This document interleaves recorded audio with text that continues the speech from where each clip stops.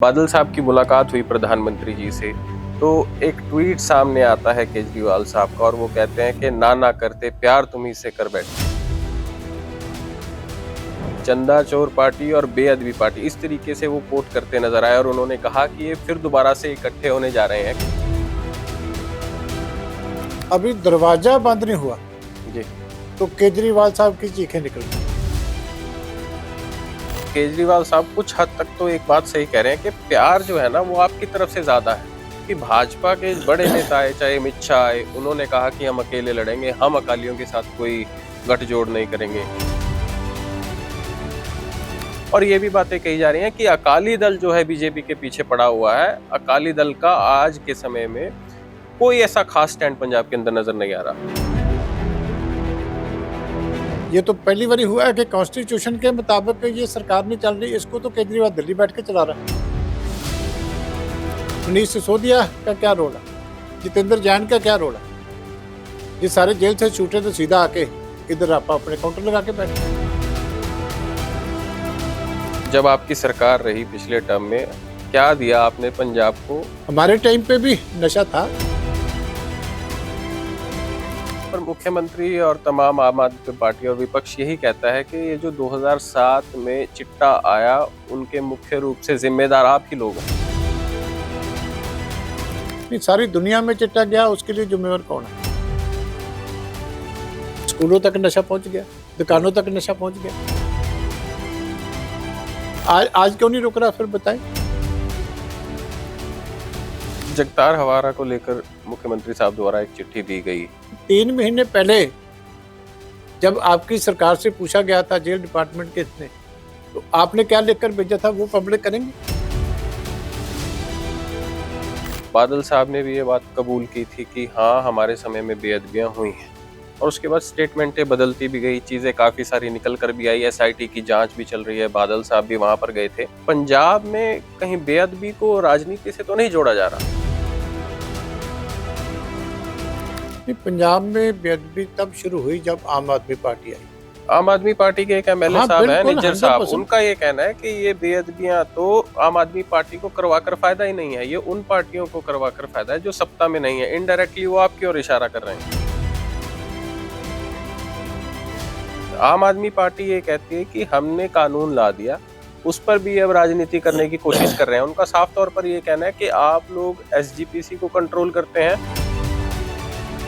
रातों रात एक दिल्ली से कानून बन के आया तो सुबह किसी को पता ही नहीं, वो आपने पास कर दिया, और आपके खुद के सारे एमएलए बोल रहे हैं कि हमने तो पता नहीं थी क्या पास किया। ये स्टेट का एक्ट है, ये चंडीगढ़ में तो लागू नहीं होता। फिर तो यहाँ हो गया तो क्या करेंगे, देश में बाकी जगह हो गया तो क्या करेंगे? आपके खुद के एमएलए को किसी को नहीं मालूम, सामने उसने हाथ जोड़ के माफी मांगी कि मैंने पढ़ा नहीं, मैंने 10 पास कर। तो आपको क्या लगता है कि क्या आप इस बार कुछ अच्छा परफॉर्म कर पाएंगे ग्राउंड पे?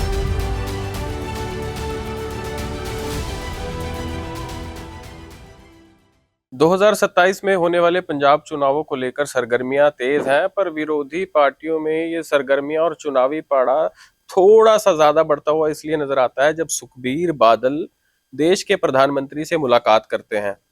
और इस मुलाकात के कई मतलब निकाले जा रहे हैं।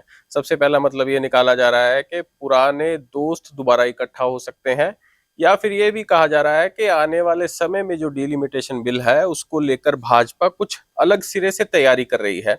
आज के इस इंटरव्यू के अंदर हम सबसे पहले जानेंगे कि पंजाब के चुनावों की सियासत किस प्रकार से अपना काम कर रही है, वहीं दूसरी ओर श्रोमणी अकाली दल का इसके अंदर क्या रोल रहने वाला है। क्या वो भाजपा के साथ अलायंस में काम करने वाले हैं या अपने ही लेवल पर काम करेंगे? हमारे साथ बातचीत करने के लिए श्रोमणी अकाली दल से senior leader doctor Daljit Singh Cheema साहब मौजूद हैं। नमस्कार सर, बहुत बहुत स्वागत है आपका। बहुत मेहरबानी जी आपकी। तो बहुत बहुत शुक्रिया सबसे पहले तो समय देने के लिए। सर, अभी मैं जब बादल साहब की मुलाकात हुई प्रधानमंत्री जी से, तो एक ट्वीट सामने आता है केजरीवाल साहब का और वो कहते हैं कि ना करते प्यार तुम्ही से कर बैठे। कि चंदा चोर पार्टी और बेअदबी पार्टी, इस तरीके से वो कोट करते नजर आए और उन्होंने कहा कि ये फिर दोबारा से इकट्ठे होने जा रहे हैं क्या? सर, आपका क्या स्टैंड है? देखिए, किसी भी पार्टी का अध्यक्ष जो है देश के प्राइम मिनिस्टर को मिल सकता है, हम्म, और प्राइम मिनिस्टर साहबान भी, चीफ मिनिस्टर साहबान भी समय समय पे पार्टियों के लीडर के साथ बातचीत करते रहते हैं। हम्म, बहुत से नेशनल इशू होते हैं, पार्लियामेंट की रिक्वायरमेंट होती है, तो ये पहली बार नहीं हुआ। जिन्होंने देश चलाना होता है वो अपोजिशन पार्टियों से भी बात करते हैं, पार्टियों के लीडरों से भी बात करते हैं। हैरानी इस बात की हुई जिसका जिक्र आपने किया हम्म, कि सरदार सुखबीर सिंह बादल प्राइम मिनिस्टर के ऑफिस में, पार्लियामेंट हाउस में पहुंचे, हम्म, अभी दरवाजा बंद नहीं हुआ जी, तो केजरीवाल साहब की चीखें निकल गई। जो ट्वीट आप बता रहे हैं, आप उनकी जो मनोस्थिति है वो समझने की कोशिश करें। हम्म, नहीं तो अदरवाइज तो कोई ज्यादा बड़ी बात नहीं है कि एक पार्टी का प्रेसिडेंट प्राइम मिनिस्टर से मिल रहा है हम्म, तो दूसरा क्यों चला रहा है।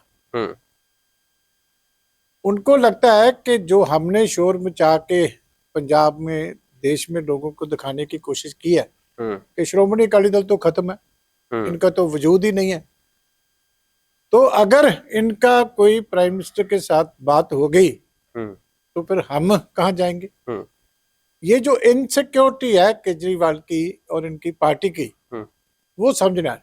हम्म, अदरवाइज तो ये रूटीन की बात है। ना प्राइम मिनिस्टर साहब ने कहा कि हम समझौते के लिए बुला रहे हैं, ना हमने ही कुछ कहा कि हम समझौते के लिए जा रहे हैं। ये केजरीवाल साहब की नजरें जो 24 घंटे लगी हुई थी, और कांग्रेस का भी रिएक्शन ऐसे ही आया था। जो उनके लीडर्स के बयान आए कि 0+0 is equal to 0, 0 × 0 is equal to 0, वो भी इसी तरीके से। तो हम्म, अगर 0 है तो फिर आप इतने जो है फालतू फ्री बैठे हैं हम्म, कि आप इन बातों के ऊपर ही जो है कमेंट करते जाओ, हम्म, जो है ही 0। हम्म, लेकिन हालात पंजाब के अलग हैं, ठीक है, डर इनका जो है अलग तरह का है, जी, लेकिन पेशकारी इस हिसाब से करने की कोशिश कर रहे हैं कि जैसे अकाली दल खत्म हो गया। जी। इसके अंदर सबसे मेन पार्ट ये बताया जा रहा है कि क्या अब आने वाले समय में 2027 की जो चुनाव होने वाले हैं उसमें आप अकेले चुनाव लड़ेंगे या भाजपा का साथ आप लेंगे।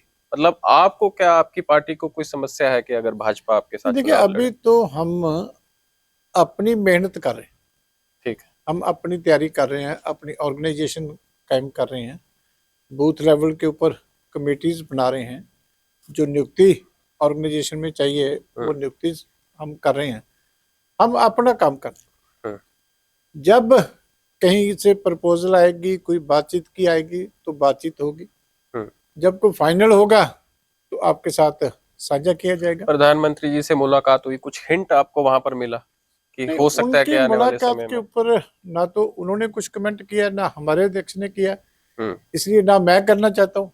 अच्छा। क्योंकि ये जो 1-to-1 मीटिंग्स होती हैं, इनकी अपनी एक मर्यादा होती है, हम्म, तो उस पर मैं कमेंट नहीं करना चाहता। लेकिन अगर कोई बात होती है हम्म। तो वो हम मीडिया से साझा करेंगे। चीमा साहब, हम एक बात मान के चलें कि केजरीवाल साहब कुछ हद तक तो एक बात सही कह रहे हैं कि प्यार जो है ना वो आपकी तरफ से ज्यादा है, कि भाजपा के बड़े नेता है, चाहे अमित शाह है, उन्होंने कहा कि हम अकेले लड़ेंगे, हम अकालियों के साथ कोई गठजोड़ नहीं करेंगे। अभी मोदी साहब पीछे आए थे, उन्होंने भी थोड़ा सा क्रिटिसाइज किया। मुख्यमंत्री नायब सैनी ने अभी एक प्रेस वार्ता की और प्रेस वार्ता में एक पत्रकार ने सवाल पूछा कि क्या आप अकालियों के साथ पंजाब में अलायंस करेंगे, तो वो उससे दूरी बनाते हुए उन्होंने साफ रूप से इनकार कर दिया। और ये भी बातें कही जा रही हैं कि अकाली दल जो है बीजेपी के पीछे पड़ा हुआ है, अकाली दल का आज के समय में कोई ऐसा खास स्टैंड पंजाब के अंदर नजर नहीं आ रहा। नहीं, देखिए, पहली तो बात है कि ये एक हकीकत है कि श्रोमणी अकाली दल का और बीजेपी का 23 साल बहुत लंबा रिश्ता रहा, जी। संबंध रहा। ये भी एक हकीकत है कि जब हमारा अलायंस नहीं था, सरदार प्रकाश सिंह बादल का स्वर्गवास हुआ, तो इसी ऑफिस में देश के प्रधानमंत्री जी खुद चल करके जी। उनके अंतिम दर्शन करने के लिए आए। उस टाइम तो हम अलग अलग थे, तो देश के प्राइम मिनिस्टर ने बादल साहब के बारे में जो उनकी मन की फीलिंग थी हम्म। वो एक आर्टिकल में सारे देश की अखबारों में छपाई। जी। अमित शाह जी बादल गांव में आए, सारी बीजेपी की लीडरशिप जो है वो बादल गांव पहुंची। तो तब तो हमारा कोई अलायंस नहीं था, हम्म।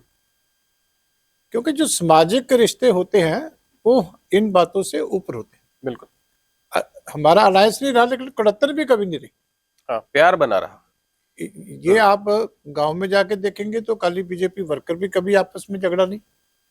इलेक्शन अलग अलग होती हैं, बूथ अलग अलग साथ साथ लग जाते हैं, अपनी अपनी ड्यूटी अपनी अपनी पार्टी के करते हैं, लेकिन ऐसा कभी भी आपको नहीं लगा होगा कि आपस में हम दोनों पार्टियों के वर्कर जो है कभी भी एक दूसरे के साथ कहीं उलझे। इस करके मैच्योर पार्टीज हैं दोनों, किसी बात पे डिफरेंसेस पॉलिटिकली हो जाते हैं, किसान आंदोलन में हो गए तो हम बाहर आ गए, कोई बात नहीं, वो हमारा अपना डिसीजन था। लेकिन सामाजिक रिश्ते जो पर्सनल रिश्ते हैं वो चलते रहते हैं। इसलिए प्रधानमंत्री कभी भी किसी पार्टी के लीडर को बुला ले तो एक ऑनर होता है, जाना होता है जी। तो वो उन्होंने बुलाया, वो गए। अभी जो हमें ज्यादा इम्पोर्टेंट लगता था कि जो पार्लियामेंट के दो इशू हैं जी, एक तो वेमन रिजर्वेशन का, मैं उसी पे आने वाला था। बिल्कुल। वेमन रिजर्वेशन का उसका हमने फैसला कर दिया। उसका आपने फैसला किया। सबसे पहले तो आपने उसको अपोज किया कि हम इसके पक्ष में नहीं हैं। उसके बाद ये कहा जाता है कि आपने एक यू टर्न लिया और कहीं ना कहीं एक दबाव था आपके ऊपर, कहीं से केंद्र की तरफ से कोई दबाव था आपके ऊपर कि नहीं आप इसके समर्थन में आए कि अब जो बिल ये पेश होने वाला है दोबारा कयास जो लगाए जा रहे हैं। पहली तो बात है कि विमेन रिजर्वेशन तो पास हो चुका बिल, लेकिन जो उसके साथ दो चीजें जुड़ गई कि विमेन रिजर्वेशन 33% लागू तब होगा जब नया सेंसस हो जाएगा और उसके बाद डिलिमिटेशन हो जाएगा जी। तो हमारी प्राथमिकता ये है कि विमेन रिजर्वेशन लागू हो जी, और उसमें जो बाधा है ये डिलिमिटेशन की, कि डिलिमिटेशन हो जानी चाहिए। ठीक है। देखिए 51 में डिलिमिटेशन हुआ, 61 में हुआ, 71 में हुआ, और 71 से लेकर के लगातार जो कॉन्स्टिट्यूंसी हैं वो फ्रीज हो रखी हैं जी। जब लास्ट डिलिमिटेशन हुआ था 71 में, उस टाइम हमारी पॉपुलेशन थी 54.8 करोड़। अब हमारी जो है पॉपुलेशन पहुंच गई 140 करोड़। पहले 42nd अमेंडमेंट आ गई इमरजेंसी के टाइम पे 76 में, तो 2000 तक फ्रीज हो गई। फिर 84th अमेंडमेंट आ गई वाजपेयी साहब के टाइम पे, तो 2026 तक फ्रीज हो गई। अब हम चाहते हैं कि नए लोगों को मौका मिलना चाहिए, पार्लियामेंट का साइज भी बढ़ना चाहिए, क्योंकि बिहार में मैं देख रहा था 31 लाख तक पार्लियामेंट का साइज पहुंच चुका है वोटर का।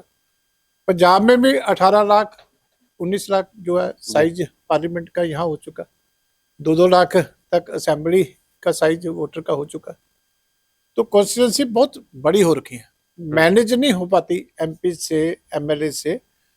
तो हम चाहते हैं कि इसका साइज बढ़े, क्योंकि 55 साल आप डिलिमिटेशन नहीं करोगे जी तो नए लोगों को भी मौका नहीं मिलेगा, और जस्टिस भी जो नुमाइंदे हैं वो पब्लिक के साथ नहीं कर पाते। बिल्कुल। इसलिए बड़ा वाजिब रीजन था, और उसके लिए जो सजेशन आया था देश में, क्योंकि एज पर कॉन्स्टिट्यूशन हर सेंसस के बाद डिलिमिटेशन होना और पॉपुलेशन के हिसाब से फैसला होता। लेकिन एक सारे देश में एक बात उठी थी, नॉर्थ में और साउथ की स्टेट्स ने ज्यादातर, दोनों ने हमने मिलकर के बात उठाई थी, जिस समय पे आपने ऑब्जेक्शन रेज किया था कि पॉपुलेशन जो है ये अकेला क्राइटेरिया नहीं होना चाहिए। ठीक है। क्योंकि जब देश ने बोला था कि पॉपुलेशन कंट्रोल करो, तो पंजाब की तो अभी नेगेटिव ग्रोथ है, पंजाब ने हमने पॉपुलेशन कंट्रोल की, साउदर्न स्टेट्स ने सबने अपनी पॉपुलेशन कंट्रोल की। तो कुछ स्टेट्स हैं जिन्हें में पॉपुलेशन बहुत बढ़ाई है। तो अब नुकसान उन स्टेट्स को नहीं होना चाहिए जिन्होंने नेशनल पॉलिसी का साथ दिया। बिल्कुल। पनिशमेंट नहीं होनी चाहिए उनको। तो उसके लिए हमने कहा था कि हम पॉपुलेशन वाले क्राइटेरिया के साथ नहीं जाना चाहते, इसलिए हमने अपोज किया था। यू टर्न नहीं है जी। हमने सपोर्ट तब किया कि जब डिस्कशन के दौरान होम मिनिस्टर साहब ने उस टाइम बोला था, जब 50% यूनिफॉर्म इंक्रीज होने की बात चल रही थी पार्लियामेंट में जी, तो उन्होंने बोला था कि मैं 50% हर स्टेट की यूनिफॉर्म पॉलिसी के हिसाब से नया बिल ले आता हूँ, आप 1 घंटे के लिए एडजर्न करो जी। वो कांग्रेस डिसीजन नहीं ले पाई, मेजर पार्टी तो वही थी। हम तो उसी टाइम कहते थे कि ये ठीक है, लेकिन अब हम चाहते हैं कि वो 50% वाली प्रपोजल ठीक है, उससे हमें पंजाब को भी फायदा है, उसमें साउदर्न स्टेट्स को भी फायदा है। रीजनल इम्बैलेंस जो क्रिएट होने का डर था पॉपुलेशन की वजह से, वो नहीं होगा तो इसके लिए हम चाहते थे कि वो हो जाए, मेरिट के ऊपर फैसला करे, कोई यू टर्न नहीं है जी। अच्छा सर, ये जो पंजाब की राजनीति की बात करें, आपकी पार्टी है श्रोमणी अकाली दल, नाम ही काफी था एक समय पे, पर अब ये कहना पड़ जाता है कि श्रोमणी अकाली दल बादल। उसका कारण ये बताया जाता है कि कई सारी जो पार्टीज हैं अब श्रोमणी अकाली दल बन चुकी हैं, चाहे वो वारिस पंजाब दे हो, पुनर्सुरजीत हो, और एक श्रोमणी अकाली दल अमृतसर है, सिमरनजीत सिंह मान जिसको चलाते हैं। तो आपको लगता है कि इससे आपको किसी तरीके का सेटबैक जो है झेलना पड़ेगा? नहीं, पहले तो मैं आपकी जानकारी करेक्ट कर देता हूं कि पार्टी का नाम श्रोमणी अकाली दल ही है। बादल हम कभी साथ में आप नहीं लगाते, पर वो इलेक्शन कमीशन का में भी पार्टी रजिस्टर्ड जो है श्रोमणी अकाली दल जी, और ये वही श्रोमणी अकाली दल है जो 1920 में बना था। जिनके पीछे कुछ लगता है वो हम कहते हैं स्प्लिंटर ग्रुप्स है। पार्टी से बाहर कुछ लीडर गए, किसी ने अपनी पार्टी बना ली, लेकिन ओरिजिनल जो श्रोमणी अकाली दल 1920 में बना था वो श्रोमणी अकाली दल है। ये हेड ऑफिस जो है ये श्रोमणी अकाली दल का है जी, इसके साथ बादल नहीं लगता। वो कुछ लोग इसलिए बोल देते हैं कि बादल साहब का राजनीतिक पीरियड बहुत लंबा था जी, लंबा समय वो अध्यक्ष रहे, फिर सुखबीर सिंह बादल रहे, लेकिन ये आप अगर बाद में दिखा सके तो जरूर दिखाएं कि ये जितने हमारे अध्यक्ष हैं जी, ये समय समय पार्टी को लीड करते रहे, तो सबकी फोटो इस हाल में लगी हुई है, तो बहुत बड़ी गिनती है। एक करके अकेला बादल नहीं किसी के साथ लगता, श्रोमणी अकाली दल पार्टी। तो सर, पंजाब चुनावों को लेकर किस तरीके से सरगर्मियां आपको नजर आ रही हैं? एक हम अगर प्रॉपर एनालाइज करें तो आपको क्या लगता है कि क्या आप इस बार कुछ अच्छा परफॉर्म कर पाएंगे ग्राउंड पर? देखिए, हमने तो अगर आप देखोगे तो 2007 से लेके 17 तक रूल किया। आजाद हिंदुस्तान में पहली पार्टी थी श्रोमणी अकाली दल जिन्होंने लगातार 10 साल सरकार जी, नहीं तो पंजाब में वही पैटर्न था, एक बार कांग्रेस आ गई, एक बार अकाली दल आ गया, एक बार कांग्रेस आ गई। बिल्कुल, अगर अच्छा काम हुआ था इसीलिए पहली बारी लोगों ने हमें रिपीट किया जी, लेकिन उसके बाद एक बहुत बड़ी साजिश जो है 10 साल की, एक तो आपको मानना पड़ेगा कि जब कंटिन्यूसली 10 साल कोई सरकार चलती है जी, तो एंटी इनकम्बेंसी होती है, प्रैक्टिकली हो जाती है, लेकिन उसके साथ कुछ साजिश जुड़ गई। एक ये नई पार्टी आ गई, आम आदमी पार्टी। एक कांग्रेस ने भी उस टाइम ऐसा पैंतरा कांग्रेस ने खेला कि इन्होंने गुटका साहब हाथ में पकड़ के कसम खा के लोगों को यकीन दिला दिया कि हम सारे किसानों का कर्जा माफ कर देंगे, 4 हफ्ते में नशे खत्म कर देंगे, ऐसी हर घर में सरकारी नौकरी दे देंगे।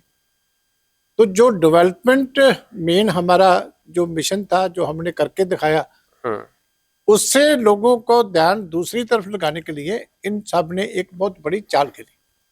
कुछ बेदबी के नाम के ऊपर श्रोमणी अकाली दल को बदनाम करने की, कुछ ऐसे जो है नशे के इशू ऐसे आउट ऑफ प्रपोर्शन ब्लो किया गया। नशा रहा है समाज में, हमेशा से रहा, हमारे टाइम पे भी नशा था, लेकिन इस लेवल पे नहीं था जब यहाँ आप पहुंचा।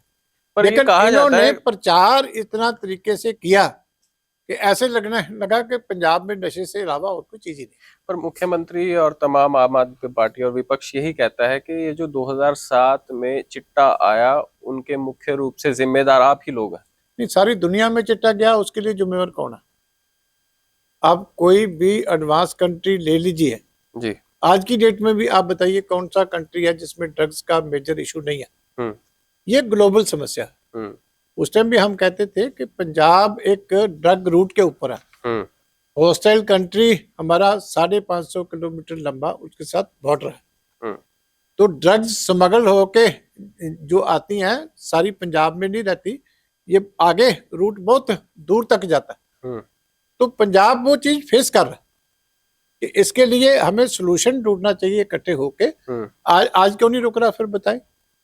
आज तो बहुत पहले से भी बढ़ पर उनके मंत्री ये कहते हैं कि जितने सीजर्स जितना नशा हमने पकड़ा है उतना कांग्रेस और अकाली दल ने भी कंबाइन करके अगर हम करें तो उन्होंने नहीं पकड़ा। नहीं, चलो मैं तो पकड़ा, अच्छी बात है, मैं उसको कोई जो है उनकी किसी भी अचीवमेंट को मैं घटा के नहीं देखना चाहता। ठीक है, अभी विधानसभा के सेशन में रिपोर्ट पेश हुई जी। कि जो नशा छुड़ाने के लिए मेडिसिन टेबलेट गवर्नमेंट ने 43 करोड़ परचेज की, वो किस काम के लिए की? मैग्नीट्यूड समस्या का कहाँ पहुंच गया? हम्म। कंजम्पशन होती है, एडिक्शन होती है, तभी हम्म। जाके जो नशा छुड़ाने वाली मेडिसिन की जरूरत पड़ती है। बिल्कुल। तो ये तो इनकी विधानसभा की अपनी कमेटी ने इसी सेशन में जो जी। कल समाप्त हुआ उसी में रिपोर्ट पेश की है। जी। तो उसकी जिम्मेवारी कौन लेगा? हम्म। मुख्यमंत्री साहब को बताना चाहिए ना कि 43 करोड़ आपने मेडिसिन परचेज करके तो आगे जो है दी है, हम्म। तो फिर अगर ड्रग एडिक्ट नहीं है हम्म। तो किसके लिए खरीदी फिर? हम्म। ये तो पकड़ी से अलावा है ना। इसका जी। मतलब कि यहाँ पकड़ा भी जा रहा है, अच्छी बात है, हम्म। लेकिन बहुत बड़ी संख्या में अब तो बच्चों के भी केसेस सामने आने लगे, लड़कियों के भी केसेस सामने आने लगे जो कभी नहीं थे। अब गवर्नर साहब हमारे जो पहले थे, जी।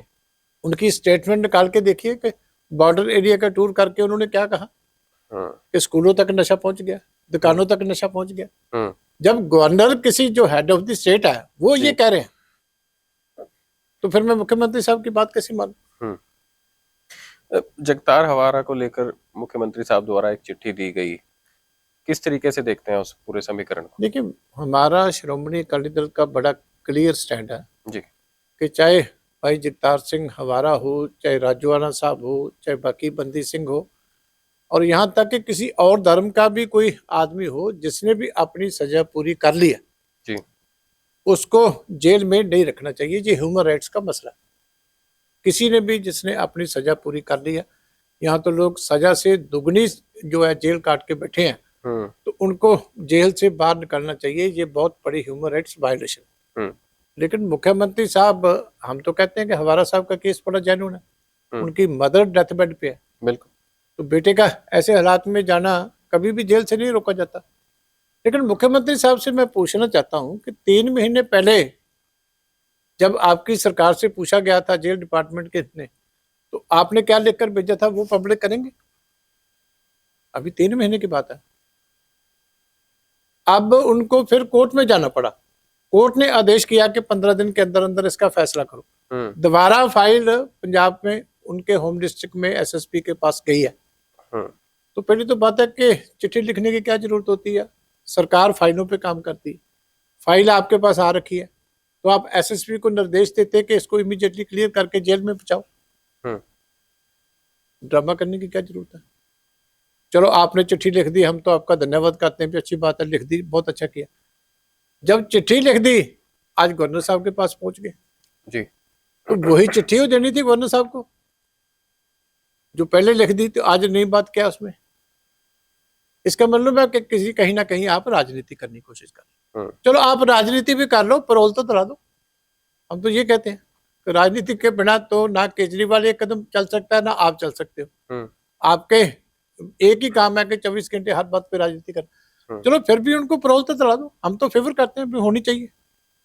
किसी का भी हो केस ऐसा ह्यूमैनिटेरियन ग्राउंड के ऊपर, ये जेल मैनुअल के हिसाब से नेचुरली काम चलना चाहिए। ऐसे किसी के साथ डिस्क्रिमिनेशन नहीं होनी चाहिए। बेअदबियों का मुद्दा जो है ना सर, पंजाब के अंदर बेसिक रोल जो है वो प्ले कर रहा है। लोग चाहते हैं कि जिन लोगों ने बेअदबियां कराई हैं उनको सख्त से सख्त सजा मिले। बादल साहब ने भी ये बात कबूल की थी कि हाँ हमारे समय में बेअदबियां हुई हैं, और उसके बाद स्टेटमेंटें बदलती भी गई, चीजें काफी सारी निकल कर भी आई, एसआईटी की जांच भी चल रही है, बादल साहब भी वहां पर गए थे। ऑनेस्टली मैं आपसे जानना चाहता हूं कि ये क्या समीकरण है, क्योंकि आप एक चीज नोट कीजिए कि जितनी बेअदबियां आज के समय में पंजाब में हो रही हैं, अगर मैं किसी और धर्म को उठाकर देखूं, हरियाणा में चले जाते हैं, हम महाराष्ट्र में चले जाते हैं, इधर उधर कहीं भी चले जाते हैं, हिंदू धर्म की बेअदबियां कम है, मुस्लिम्स की बेअदबियां कम है। पंजाब में कहीं बेअदबी को राजनीति से तो नहीं जोड़ा जा रहा? नहीं, पंजाब में बेअदबी तब शुरू हुई जब आम आदमी पार्टी आई। पहले ये चीजें ऐसे कभी किसी ने सुनी नहीं। आम आदमी पार्टी के एक एमएलए हाँ, साहब हैं, बिल्कुल, निज्जर साहब, 100%। उनका ये कहना है कि ये बेअदबियां तो आम आदमी पार्टी को करवाकर फायदा ही नहीं है, ये उन पार्टियों को करवाकर फायदा है जो सत्ता में नहीं है। इनडायरेक्टली वो आपकी ओर इशारा कर रहे हैं। नहीं, इनको पूछिए कि जो मलेरकोटला में कुरान शरीफ की बेअदबी का केस पकड़ा गया था और जिसको 2 साल की सजा जो है अदालत ने दी थी, वो आम आदमी पार्टी का दिल्ली का एमएलए नहीं था यादव, कोई और तो नहीं है। फिर सजा मिलने के बाद भी कुरान शरीफ की बेअदबी के आपने दिल्ली में जाकर उसको फिर टिकट दे दी। जब सजा होने वाली थी तो आपकी सरकार यहां पहुंच गई कि ये केस गवर्नमेंट विड्रॉ करना चाहती है। किस बात के लिए? अगर आपका कोई रोल नहीं था बेअदबी करवाने में तो आपको क्या चिंता थी? उसको सजा हो जाती। आपका डिस्ट्रिक्ट अटॉर्नी जो है एडिशनल सेशन जज की कोर्ट में पहुंच गया, लिखित में दे रहा है कि सरकार ये केस कंटेस्ट नहीं करना चाहती। वो तो जज साहब अच्छे थे, उन्होंने कहा मैं इतने साल केस सुना, मेरिट के ऊपर डिसाइड होगा, तो 2 साल की सजा होगी। और केजरीवाल साहब ने उसको कंपनसेट करने के लिए दिल्ली की दोबारा सीट दे दी। ये तो केस पकड़ा गया। तो अब इसके बारे में क्या बोलेंगे? ये एक बहुत बड़ी कॉन्स्पिरेसी जो है पंजाब की पीस को डिस्टर्ब करने के लिए रची गई है, और इसमें ये पॉलिटिकल लोग शामिल। आज इतना तो साबित हो गया, आगे समय आएगा और इन्वेस्टिगेशन होगी। आपको क्या तो लगता इनका है? हाथ आपको सबके सामने नजर आएगा।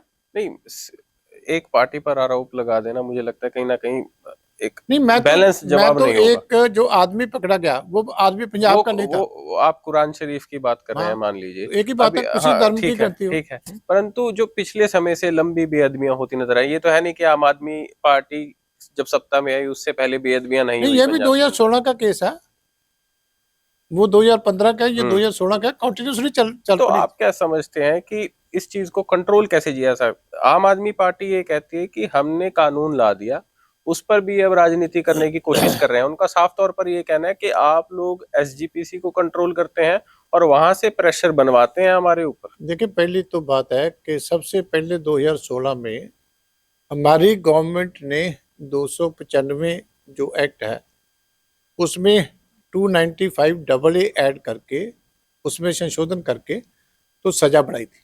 गुरु ग्रंथ साहब का खास तौर पे, दूसरे ग्रंथों का भी। वो गवर्नमेंट ऑफ इंडिया ने उसको असेंट नहीं दी, प्रेसिडेंट ऑफ इंडिया की असेंट नहीं आई, इसलिए वो लागू नहीं हो सका। उनका ऑब्जेक्शन था कि एक रिलीजन के लिए हम सेपरेट कानून नहीं बना सकते, कंट्री हमारा सेकुलर है जी। चलो ठीक है, 2018 में कांग्रेस की गवर्नमेंट आ गई, उन्होंने वो ऑब्जेक्शन रिमूव करके चारों जो मेन धर्म है उनके लिए एक जैसी सजा करके 20 साल की, फिर दोबारा गवर्नमेंट ऑफ इंडिया को 295 AA में ऐड करके फिर भेजा जी। उसको फिर गवर्नमेंट ऑफ इंडिया ने परवाह नहीं किया। ये कोशिश तो तब से चल रही है। अब इन्होंने श्री गुरु ग्रंथ साहब सत्कार एक्ट, जो सिर्फ इतने काम के लिए बनाया गया था कि जो प्रिंटिंग है गुरु ग्रंथ साहब की वो एसजीपीसी के अलावा कोई और नहीं करे जी। वो एक्ट इतने काम के लिए, उसमें ये तो कोई भी ऑब्जेक्शन नहीं करता कि आप जो है दोषी को सजा देने के लिए कोई प्रोविजन डालते हैं, कोई इतराज नहीं करता जी। जो एक्ट इन्होंने बनाया उसमें कस्टोडियन लफ्ज ऐड करके उसकी डेफिनेशन ऐसी बना दी कि जो लोग सेवा करते हैं, जिन्होंने गुरु ग्रंथ साहब घर पे रखे हैं, गुटका साहब घर पे रखे हैं, जो ग्रंथी गुरुद्वारे में सेवा करता है, जो गुरुद्वारा की कमेटीज है, जो लोग रिसर्च करते हैं, सबको बीच में डाल दिया कि ये जिम्मेवार होंगे। जो वो एक्ट है ना सर, उसकी एक डेफिनेशन, एक तो सबसे पहले डेफिनेशन है कस्टोडियन की, जिसमें बता दिया कस्टोडियन कौन है, और उसके नीचे बता दिया गया कि कस्टोडियन शैल शब्द का इस्तेमाल किया है कि आपको मर्यादा का ध्यान रखना है। और उसमें कहीं ऐसा नजर नहीं आया कि नहीं, ये सरकार कौन बताने वाली होती है? ये मर्यादा के लिए हमारे अकाल तख्त साहब है। किसी भी धर्म की जो मर्यादा है वो अब सरकारें तय करेगी कि किस तरीके से आपने पाठ करना है, किस तरीके से आपने प्रकाश करना है। और इसी पर वो कहते हैं कि आप एसजीपीसी से दबाव उन पर बनवाते हैं। इतनी दखलंदाजी की कोई हमारा कॉन्स्टिट्यूशन किसी रिलीजन में इजाजत देता? नहीं सर, पर वो आरोप बार बार ये लगा रहे हैं कि एसजीपीसी का बात ये है कि दोषी को डेटरेंट पनिशमेंट मिले जी, उसमें सब सहमत है। बिल्कुल, तो उसमें सजाएं बढ़ाई उन्होंने। ये जो कानून भी आप बनाने की कोशिश कर रहे हैं जी, जो बनाया, ये स्टेट का एक्ट है, ये चंडीगढ़ में तो लागू नहीं होता। फिर तो यहाँ हो गया तो क्या करेंगे, देश में बाकी जगह हो गया तो क्या करेंगे?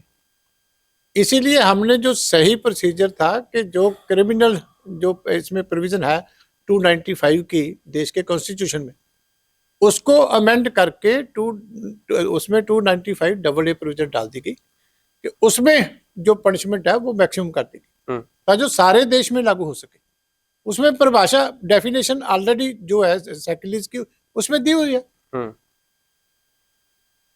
पर उससे पहले एक मांग की जा रही थी कि पंजाब में बेअदबी कानून लाया जाए। उसके बाद जब बेअदबी कानून आ गया तो उसके बाद उस पर भी राजनीति शुरू होगी। तो आपको लगता नहीं कि किसी प्रकार के दोहरे मापदंड भी हैं कि जब कानून ला दिया गया तो उसमें ऑब्जेक्शन ला दिया, अगर कानून में कोई परेशानी है तो हम उसको बता सकते हैं कि इसमें ये चेंजेस कर दिए जाएं। तो आपको लगता है कि जो चीज सीधे रास्ते से सुलझाई जा सकती है उसको जानबूझ के जिगजैग किया जा रहा है? नहीं, देखिए, कानून तो मैंने आपको बता दिया कि 2016 में हम हाँ ले आए, बिल्कुल। असेंबली ने पास कर दिया, जी गवर्नर साहब ने आगे राष्ट्रपति को भेज दिया असेंट के लिए। जी। उसके बाद 2018 में फिर कांग्रेस के टाइम में फिर यूनानिमसली पास कर दिया। ये तो तब पैदा भी नहीं हुए थे। जी कानून तो 2 बार बना, सीरियस एफर्ट हुई, लेकिन वो अपना जो है वहां पास नहीं हो सका। तो इन्होंने आके फिर जो हमारे बनाया हुआ 2008 का गुरु ग्रंथ साहब सत्कार एक्ट है, उसका जो स्कोप चेंज करके उसमें सारा कुछ डाल दिया जी।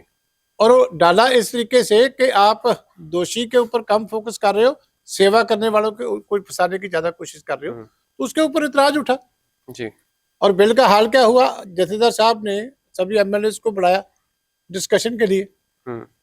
तो आपने सारी दुनिया ने देखा कि एक भी एमएलए ने वो पास करने से पहले कानून पढ़ा ही नहीं था। जी। तो क्या जस्टिफिकेशन है? स्पीकर साहब भी वही थे, सारे एमएलए उठ करके बता रहे थे जी मैंने तो पढ़ा ही नहीं। आपने पहले एक बिल इंट्रोड्यूस किया, वो सेलेक्ट कमेटी को भेज दिया, उससे आप कंसल्टेशन की प्रोसेस चल रही है जी। उसको आप आगे नहीं लेके आए, क्योंकि सभी ने हमने उसमें एसजीपीसी ने भी सबने बड़े अच्छे पॉइंट्स उसमें दिए जी। इस तरीके से बनना चाहिए। रातों रात एक दिल्ली से कानून बन के आया तो सुबह किसी को पता ही नहीं, वो आपने पास कर दिया और आपके खुद के सारे एमएलए बोल रहे हैं कि हमने तो पता नहीं क्या पास किया। ये हाल करोगे, ये आपकी सीरियसनेस है? आपने हमारे एमएलए या दूसरी पार्टियों के एमएलए को तो क्या बताना, आपके खुद के एमएलए को किसी को नहीं मालूम, सबने उसने हाथ जोड़ के माफी मांगी कि मैंने पढ़ा नहीं, मैंने 10 पास कर दिया। तो ये सीरियसनेस है इनकी। जी। मेरे आखिरी 2 सवाल हैं आपसे। आम आदमी पार्टी जो ये लगातार आप पर आरोप लगाती आ रही है कि आप अकाल तख्त साहिब को कंट्रोल करते हैं, आपका रिश्ता उनसे पुराना है, एसजीपीसी को आप कंट्रोल करते हैं, और सबसे बड़ा मुद्दा जो आज के समय में चर्चा में चल रहा है कि गुरबाणी का कंट्रोल भी आप एक स्पेसिफिक चैनल के जरिए करना चाह रहे हैं, इस पर आपका क्या स्टैंड है? क्योंकि एक चैनल के जो एमडी हैं, मालिक हैं, उन्होंने भी आजकल सोशल मीडिया फेसबुक पर आकर कहा कि ये गलत हो रहा है। अगर सीधे तौर पर देखें, एक धार्मिक प्रचार हो रहा है, अगर उसको मान मर्यादा के साथ किया जाए तो आपको लगता है कि कोई समस्या होनी चाहिए? गुरबाणी का अगर प्रचार पूरे विश्व में हो? तो ये है कि श्री अकाल तख्त साहब सिख कौम की सुप्रीम अथॉरिटी, जी। कोई उसको कंट्रोल नहीं कर सकता, ये तो बड़ी स्पष्ट बात है। दूसरी बात है श्रोमणी गुरुद्वारा प्रबंधक कमेटी, वो एक एक्ट के अंदर इलेक्शन होती है जी। श्रोमणी अकाली दल अपने सिंबल के ऊपर वो कंटेस्ट करता है, आज से नहीं, जब से एसजीपीसी बनी है मेरे देश में कोई भी ऐसी संस्था नहीं होगी कि जितनी बार भी दूजा, अब उसको बने हुए को जो है 106 साल हो गए, तो 106 साल से ही संगत वो उसकी सेवा जो है वो हमको देती है, श्रोमणी अकाली दल को देती है। इलेक्शन होती है, उसमें सभी खड़े होते हैं, सभी जो है संत समाज भी और भी सभी लोग खड़े होते हैं, किसी को रोक टोक नहीं है, कोई भी इलेक्शन लड़ सकता है। जब आप एक डेमोक्रेटिक हाउस बन गया जी, तो वो अपना गुरुद्वारा एक्ट के हिसाब से अपना काम करता है जी। वो मैनेज करते हैं, जो रिलीजियस काम होता है वो दरबार साहब के हेड ग्रंथी करते हैं, जो अकाल तख्त साहब के जथेदार होते हैं वो करते हैं, जो मैनेजमेंट है सारी इन गुरुद्वारों की वो श्रोमणी गुरुद्वारा प्रबंधक कमेटी करती है। तो इसमें मुझे नहीं समझ लगती कि अब पंजाब की सरकार बन गई, ये तो पहली बार हुआ है कि कॉन्स्टिट्यूशन के मुताबिक ये सरकार नहीं चल रही, इसको तो केजरीवाल दिल्ली बैठ के चला रहा है। तो जो हमारा इलेक्टेड हाउस यहाँ काम कर रहा है, उनका अध्यक्ष है, प्रॉपर ऑफिस बीरर है, वो अपने फैसले लेते हैं तो उसके ऊपर किंतु परंतु करते हो। इनको मैं ये पूछता हूँ कि केजरीवाल का क्या यहाँ रोल है, बताएं सरकार में। मनीष सिसोदिया का क्या रोल है, जितेंद्र जैन का क्या रोल है? ये सारे जेल से छूटे तो सीधा आके इधर आप अपने काउंटर लगा के बैठ के जी। ये अपने ऊपर जो इनके दोष लगने चाहिए, ये बड़े चलाक लोग हैं जी। ये पहले ही वो जो कीचड़ है ना दूसरे के ऊपर डालना शुरू कर देते हैं कि जो काम इन्होंने करना होता है ना कि इसका ध्यान किसी का इधर ना आए, ये कीचड़ की बाल्टी दूसरे के ऊपर पहले ही फेंकनी शुरू कर देते हैं। शुरू ही यहीं से हुए थे कि लोगों के ऊपर स्याही फेंको, ये फेंको, वही गंद आप राजनीति में डाल रहे हैं। तो आप ये सिरे से खारिज करते हैं कि आपकी तरफ से, आपकी पार्टी की तरफ से किसी भी प्रकार की दखलंदाजी या प्रेशर वहां नहीं? नहीं, अगर अकाल तख्त साहब के ऊपर श्रोमणी अकाली दल का कंट्रोल होता तो हम तो खुद सारे अकाल तख्त सामने पेश हुए थे, सबको सेवा लगी, सेवा साहब ने पूरी की, तो फिर हम क्यों हाथ जोड़ के आगे खड़े थे? वो हमारी सुप्रीम अथॉरिटी। कभी भी जो किसी को बुलाया जाता है, सिख कोई भी हो, चाहे चीफ मिनिस्टर हो, चाहे वो वहां जाते हैं सारे। जो गुरु हरगोबिंद साहब का तख्त है उनका सम्मान है, वो गुरु का गारा।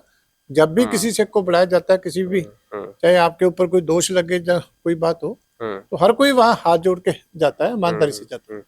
मेरा आखिरी सवाल है सर आपसे, जब आपकी सरकार रही पिछले टर्म में, क्या दिया आपने पंजाब को, और आने वाले समय में पंजाब के लिए क्या विजन लेकर आ रहे हैं आप लोग? देखिए, सबसे पहली तो बात है कि पंजाब में पूर्ण अमन, शांति, साझीवालता और सभी धर्मों का सम्मान, जिस तरीके से बादल साहब ने सबको एक माला में पिरो के रखा, वो हमारी सबसे बड़ी अचीवमेंट।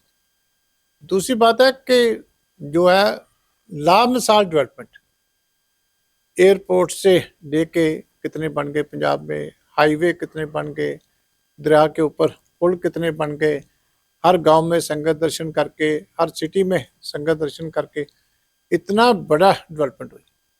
पावर सरप्लस स्टेट को बनाया तो श्रोमणी अकाली दल ने बनाया। इंस्टीट्यूशंस हायर एजुकेशन में जितनी भी पंजाब में बनी, अब किसी का भी नाम ले लो, वही उसी टाइम पे आई है। महाराजा रंजीत सिंह एकेडमी बच्चों को आर्मी के भेजने के लिए, भाई बागो इंस्टीट्यूट लड़कियों को नेवी और एयरफोर्स में भेजने के लिए। एक काम नहीं है, मेरिटोरियस स्कूल बनाए इतना ज्यादा, और जितनी वेलफेयर स्कीम्स थी हमारी, आटा दाल से शुरू करके शगन स्कीम तक, बच्चियों को साइकिल, हमारी जो उस टाइम की स्कीम थी वो नेशनल लेवल तक अडॉप्ट होती थी, क्योंकि बाल साहब की जो विजन थी, जो उनकी पकड़ थी ग्राउंड की, जो सिस्टम उन्होंने चालू कर दिया वो अभी तक यहाँ भी चल रहा, देश में और जगह भी वो इम्प्लीमेंट किया गया। इस करके कुछ थोड़ी बहुत नहीं किए, बहुत बड़े काम है जो उस टाइम हमने करके दिखाए, और उसके बावजूद भी जो इतना कुछ करने के बाद आज देखिए जिस तरह इन्होंने स्टेट को कर्जाई कर दिया। हमारे टाइम की डेट की और जीएसडीपी की रेशो देखेंगे तो हमने 30 से भी नीचे रखी है, तो अब 50 पे पहुंच गई। बहुत बहुत शुक्रिया सर, आपने समय दिया और बहुत अच्छा लगा सर आपसे बात। मेहरबानी। Thank you very much.